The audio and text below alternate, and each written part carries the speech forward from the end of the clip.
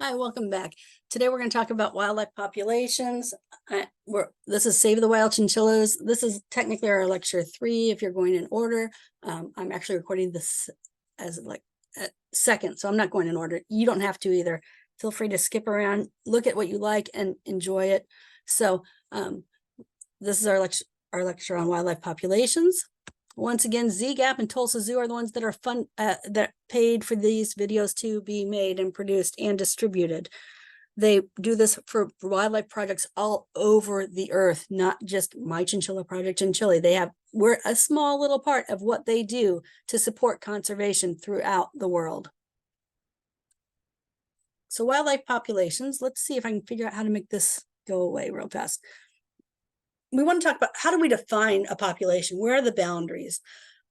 Are we looking at one little area, or are we looking at the worldwide distribution of something, the entire worldwide distribution of the animal, or a local area for a population? So I see the chinchillas and Alcoa as one population in this local area on these mountains. This is a 3D representation of the mountains. The National Chinchilla Reserve is right here.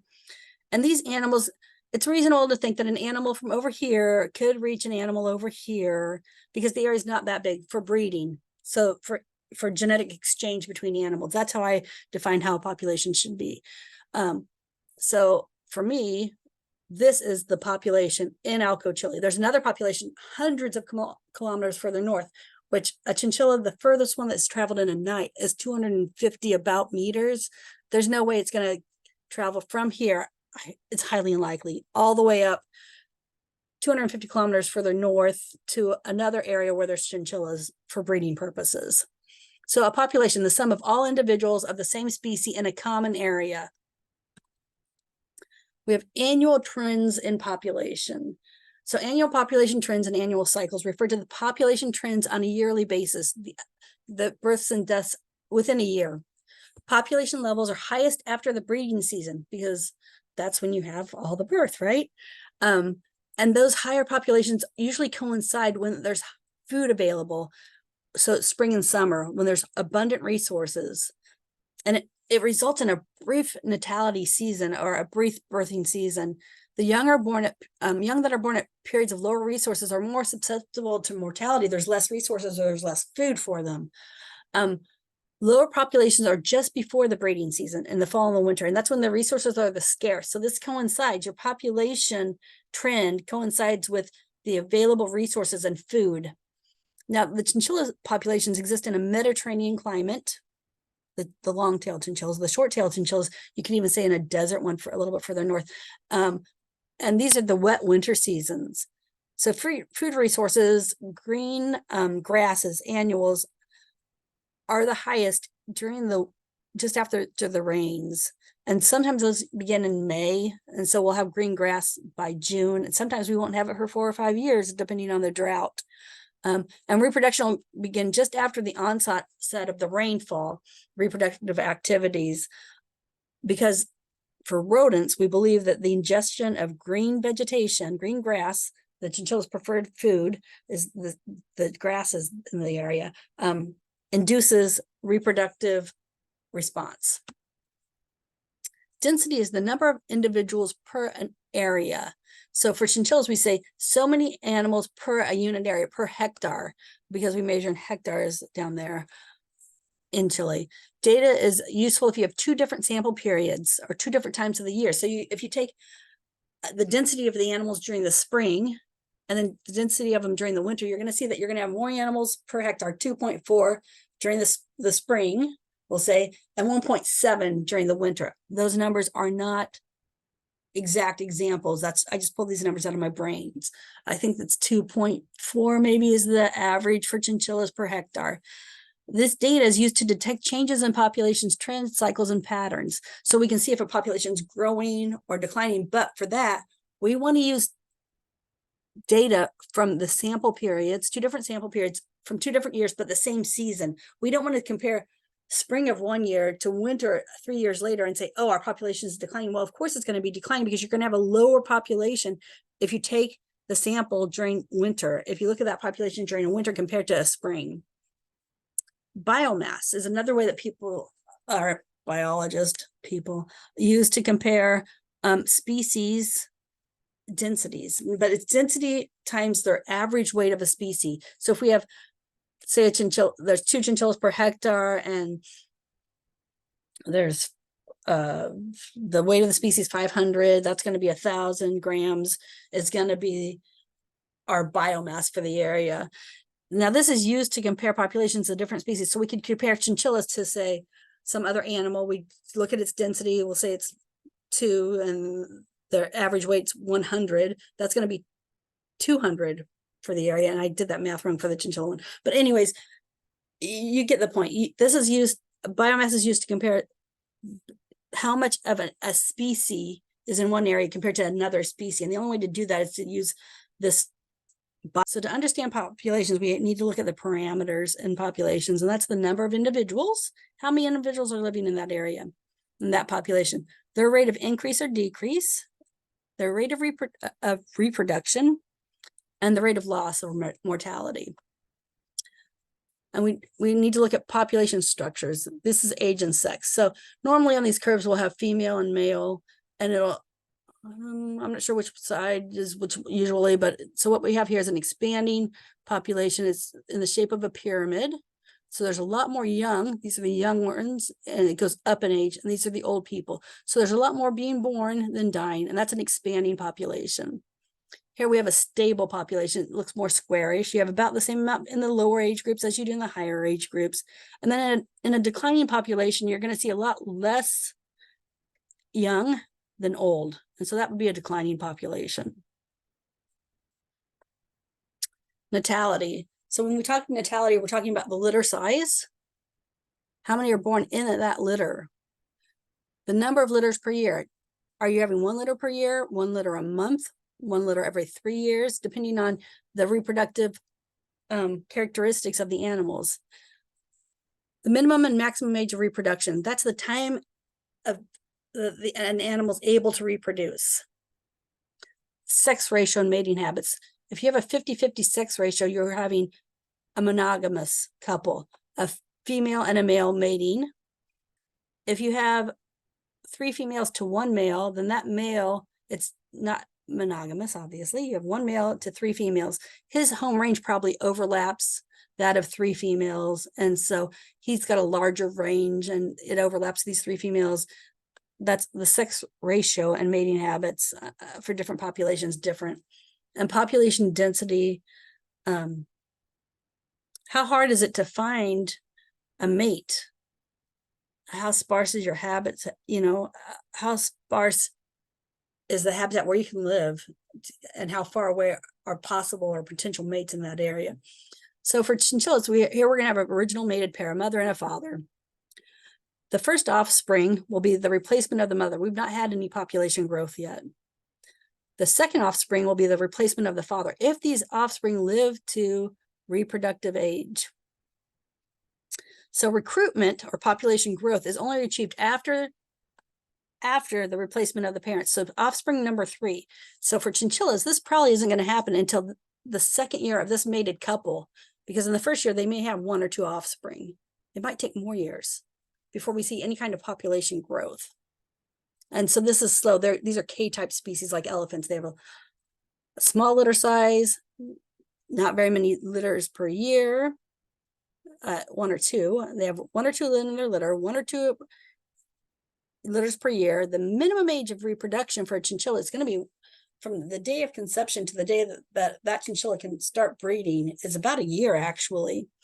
The sex ratio is 50-50. So are you going to be able to find a mate? Because those are natality things. So we just went over this in detail for the chinchilla. 111 days is gestation. Here's chinchilla. Here's what we're looking at, the type of rodents, a caviomorph gestation.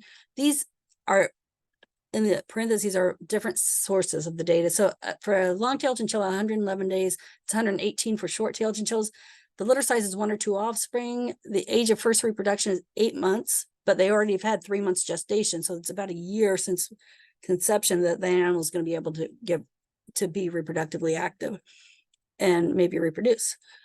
Litters per year, they only have 1 or 2. Now, if we look over here at Phyllodes darwini, this is this is Phyllodes starweenie. So that's the Chinchillas, Phyllodes starweenie. This is Abercrombie bonetti, cute little rat. And these are Octodon degus. Those are scientific names for these animals. So degus, chinchilla rat, Abercrombie bonetti. Phyllodes starweenie is the leaf-eared. Darwin's leaf-eared mouse. So this is what we're going to look at. Now, it's a different type. It's not a cabiomorph rodent like the chinchilla. It's a different type of rodent. Its gestation is 1 month, about a little bit more than 1 month. Its litter size is 2 to 7. Its age of first reproduction is 1 month. It can have multiple litters per year, and it's distributed actually. So the chinchilla long-tailed chinchilla is only in Chile. The short, or the Darwin's leaf-eared mouse is in Argentina, Chile, and Peru. So it's got a bigger range. We'll talk more about this in a minute. Dispersal. So this is when an animal leaves its natal group. And so here we have a female chinchilla. We know she's the mother of this offspring and one other. He was the first. This is a male. He was born in the first litter of hers in 2016, so about May. And you can see that she's got these lactation marks, and she's got a little, you can't see him, he's over off the side here. She's got a little baby. He's about, let's see, he's about a month old in this. So when her second offspring of the year, in her second litter of the year, she's lactating, he's nursing, she's chasing off this one that's about maybe 6 months old, 8 months old. This one's reaching sexual maturity. She needs to get him away from her. She needs to spend all of her resources on trying to take care of her new offspring. We believe the females stay in their natal colonies. Mortality. Older ages are reached in captivity because you have protection. The animals have the resources they need. They have water, food, they have medical care, they have shelter. This stuff is not guaranteed out in the wild. So you'll see older chinchillas living to be 30 years old, between 20 and 30 years old in captivity. That's not in the wild. In the wild, we think it's about 7 years. Another mortality factor is predation, predators, and the predator and prey relationship. We'll talk about this on another slide. And parasites. This is a ventuca. They suck your blood. That's not the problem. The problem is when they walk on your finger, as they are here on this person's hand, they're leaving little pieces of fecal material. In that fecal material is a parasite. It causes the disease Chagas, which Darwin is to believe to, I think he was believed to, he had, and maybe it caused its death. Anyways, they'll bite you. That's okay. It doesn't matter. Wash your hands really well. Because what you don't want to scratch, because once you scratch, then you're getting that fecal material with the parasite in it into your bloodstream. And that's how that parasite works. Now, parasites do not decimate an entire population. Otherwise, they wouldn't have food. So they're going to take out some of the population, but not all of it. Another mortality rate is poisons like DDT and bird eggs.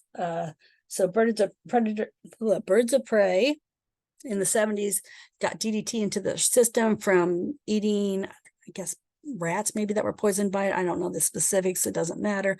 What matters, I mean, sure, I'm sure it did matter, but the specifics don't matter. What matters is poisons can affect birds in ways we didn't know. And what happened was the calcium and the structure of the eggshells, when the eggs went to sit on the shells, or when the birds went to sit on the eggs to incubate them, they would crack. They would just crack. So we saw a huge decline in birds of prey. And they're just now, some of those populations are just now coming back up. Unfortunately, DDT is still manufactured and sold, or some form of it is, in Chile, although it's not legal in the US. Another mortality is accidents. The young, sometimes they just fall. They don't have experience. They don't know not to go to this place, not to do that. They don't have the experience. And they're going through the learning process from their parents, hopefully, if they have that kind of structure where parents invest a lot of time and energy into their offspring. So accidents, young, starvation, climate. We're in a drought. We normally would have about, I want to say 100 millimeters of rain by now.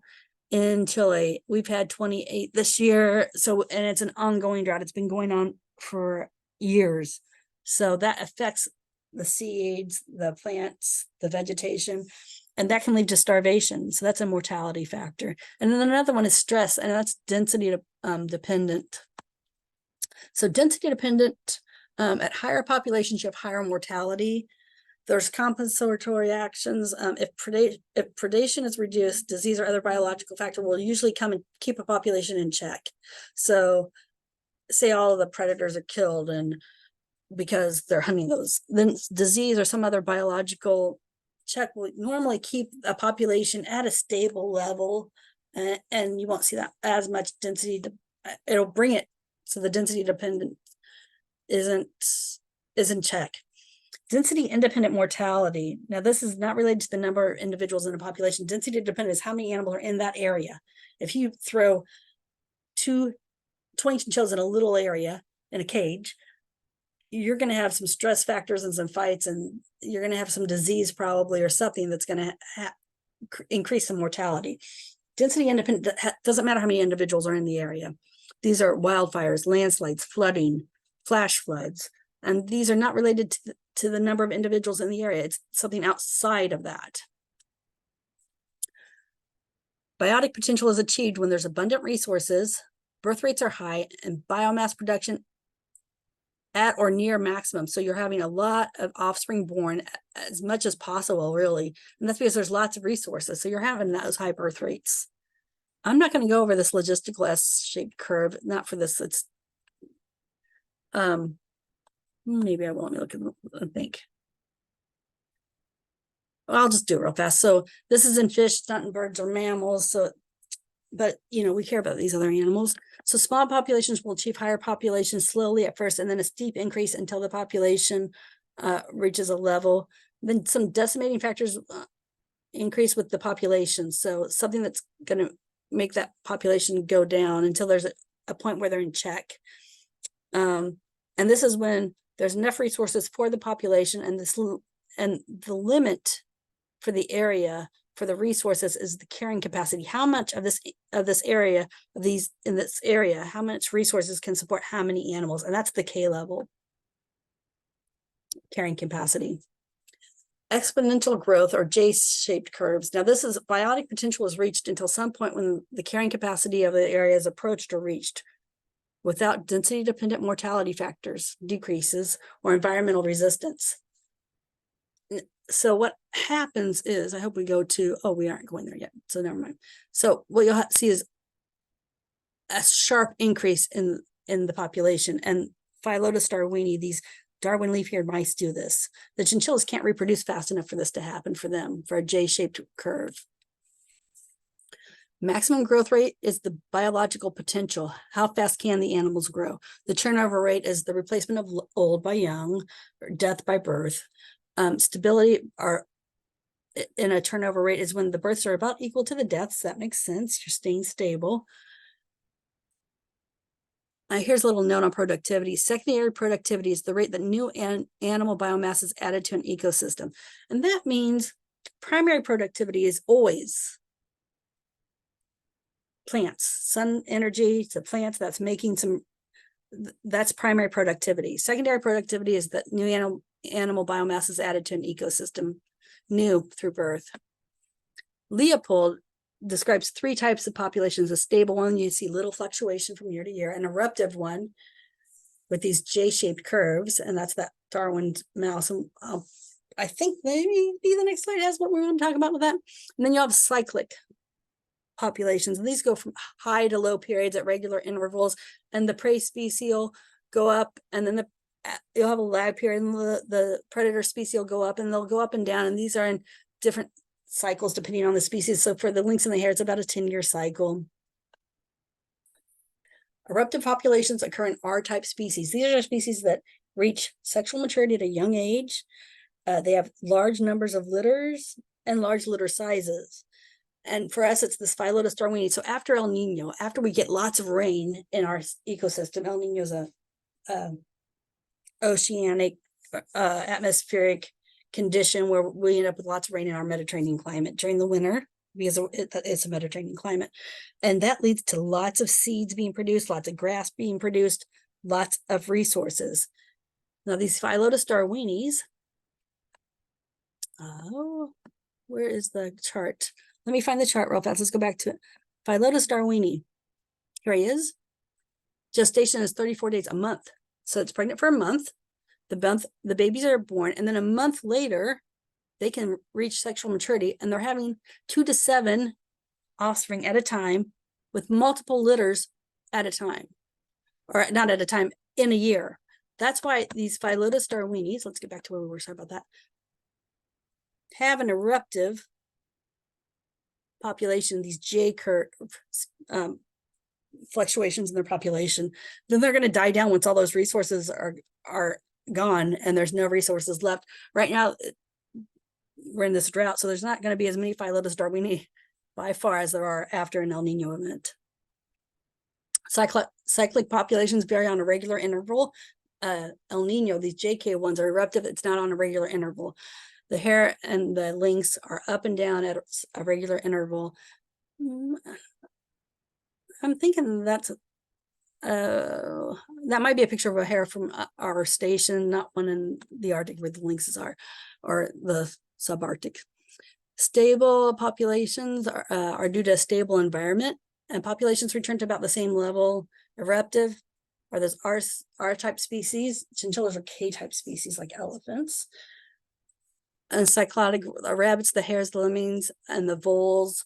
They're on a 3 to 4 year cycle, and the predator population follows or is influenced by the prey cycles. Thank you. That is our introduction to wildlife populations.